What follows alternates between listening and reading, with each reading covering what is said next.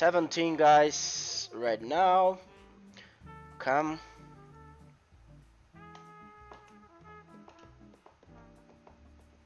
Table number 2. Half a hand versus a regular.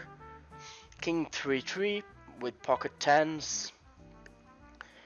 Can have both strategies here. My RNG is in 72. I'm gonna check this time versus this guy, this combo.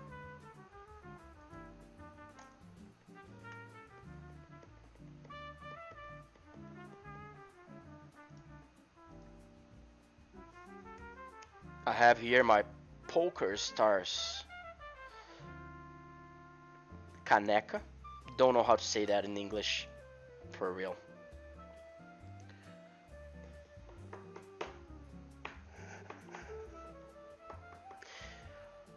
Lucre when is 500 Zoom your main game? Nope, my main game is 5k NL nowadays.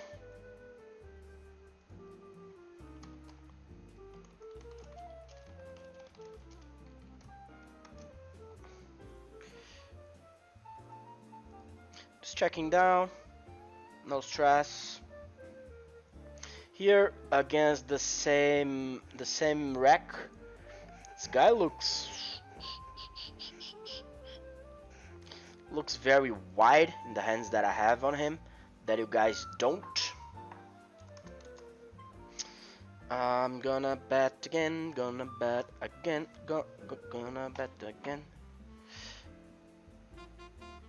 And now we will bluff, we'll bluff. Still have some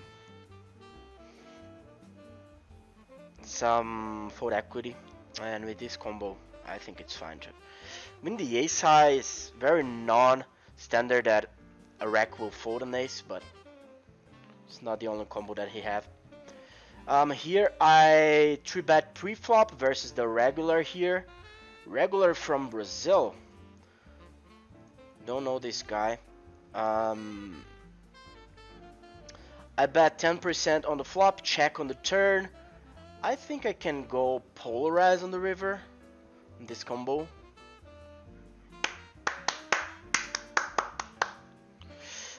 Table number 3 versus Mr. Jokeface, very low RNG.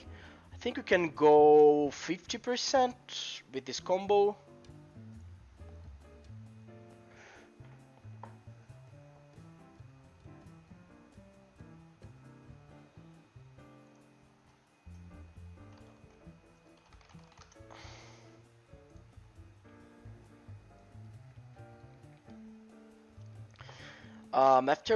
After half pot, I think I can go check more often.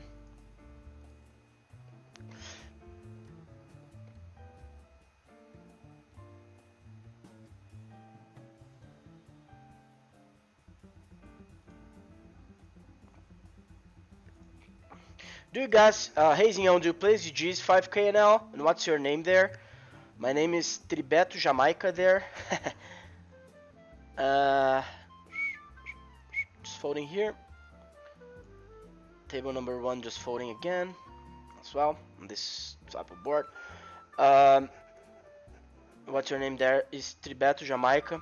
I play mostly there. I try to play only 5k and 2k, but it's low volume that you find in the major sites. So I still play some 1k and 2k. My goal is to play only 5k, but it's very tough to do that.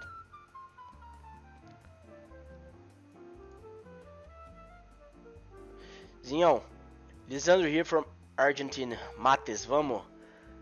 What's up, my friend? Glad to see you here.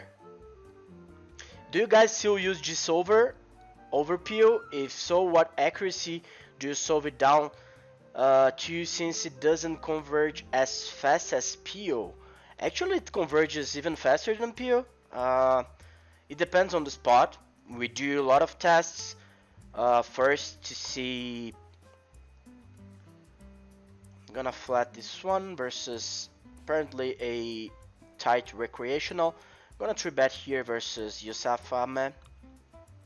Table number 3, I think it's, in theory, we want to go somewhat polar, not geometric, but somewhat polar.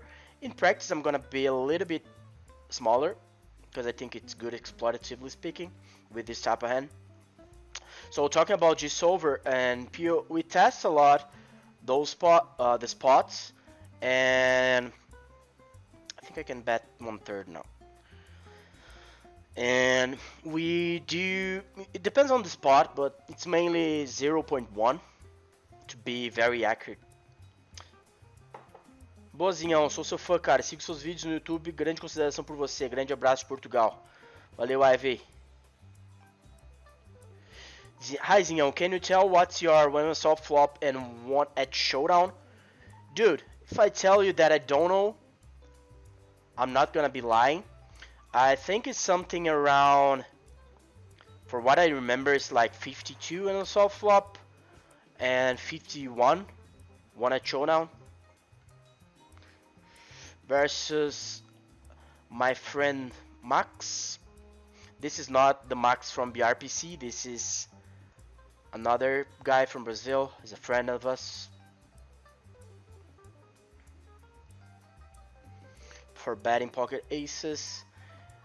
Getting the 9 high board, blocking the both continuings, ace of diamonds and ace of hearts, and my RNG is in 98, so I don't think this is a pure bet, so I'm gonna check.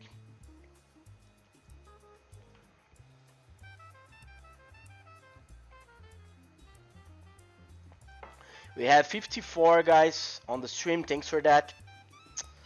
With 24, I think we can go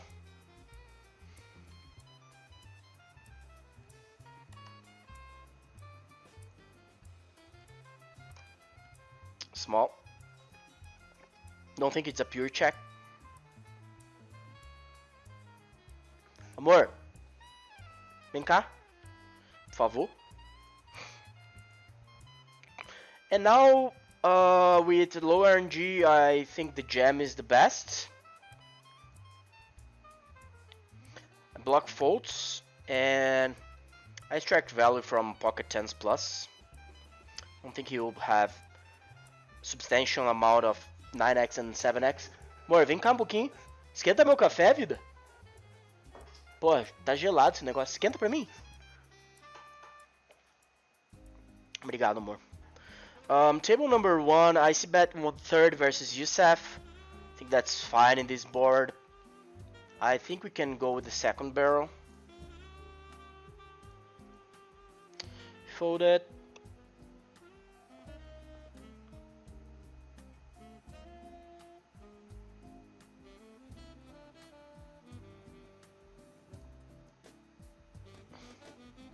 Number 3, I 3-bet this spree.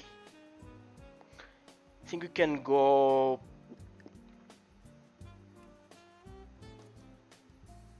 Can go 33% here. Yes.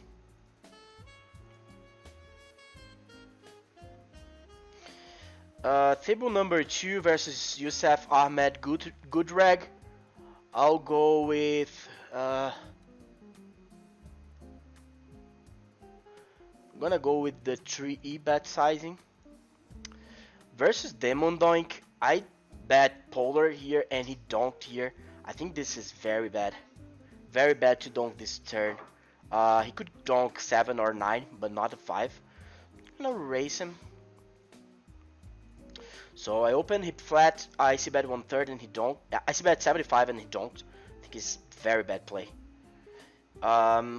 Number 2 here. I can go either way here. But I think my frequency will be very high of betting in this node. I'm gonna be betting again. And I have to call versus the shove. Jam.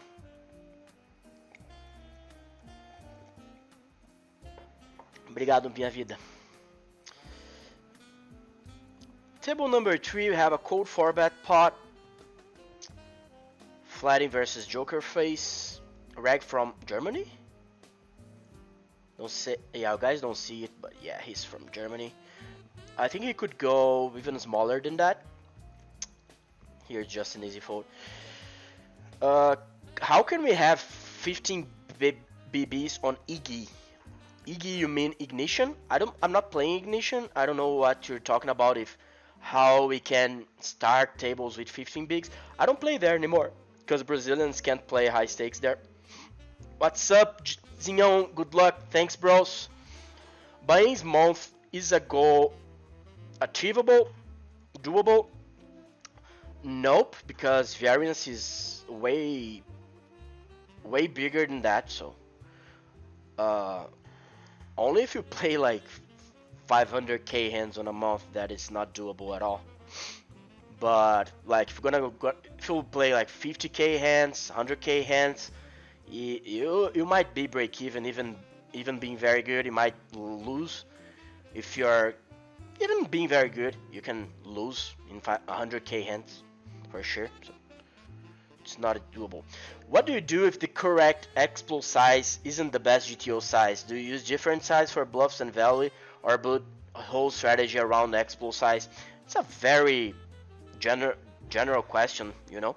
Like it depends on who am I playing against. It depends which spot. I normally go with the type of exploits that I think are safe. And exploiting basically mixed strats and not pure strats. If I'm gonna pair with a combo that is not pure versus a very good player, then it's just very easy for him to adjust, and or even without adjust, if he just plays correct, I'm gonna be losing EV, so I don't want to do that, you know. On 500 zoom, there's like very big exploits to do, even versus rags, but on better games like 2k NL on stars, 5k NL on stars, even some spots on GG. There's very good players on GG as well that don't play on stars. So 95% RNG. I don't think it's a pure bet. I think we want to check raise this hand sometimes. Versus this on this turn, on this river, I don't think we want to check raise, so I'm gonna go with a bet.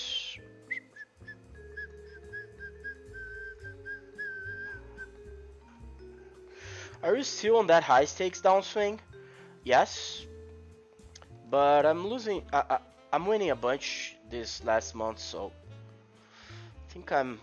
I think in buy-ins I might be already break even. In money I'm losing because I ran good on 1k and run bad on 2k and 5k. What does geometric sizing mean? I don't want to be rude, but you can Google that. If you Google it and you don't understand the concept, please come back here, ask again and say, hey man, I truly tried and I don't understand, so please, you know, help me. Then I will be glad to help you. Okay. On table number 3, this is a good check raise in theory. I don't think it's a good check raise exploitatively versus this sizing versus the rack. So I'm gonna be floating this one. This would be a good donk bet. I don't think it's good on practice though. I think in practice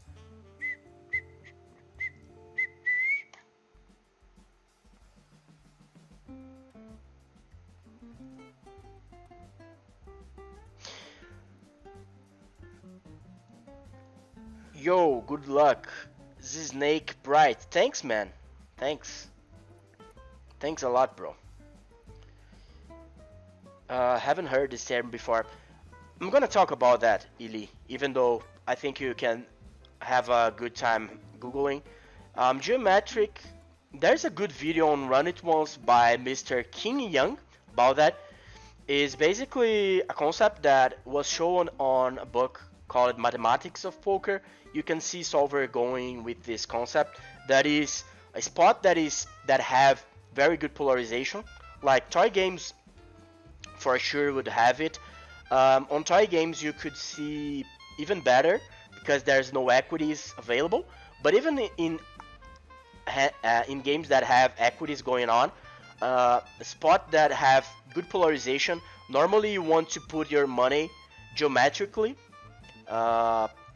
which means like if I'm going to a geometric 3 streets bet, it means that the stack sizing on the river will be available to go all in, would be the same sizing that I use it on the flop, for example. So it means that is the way that you make your opponent input more money into the pot, right? This board versus short stack, 76% RNG. I think it's good to check behind. I could even not use RNG versus like a recreational.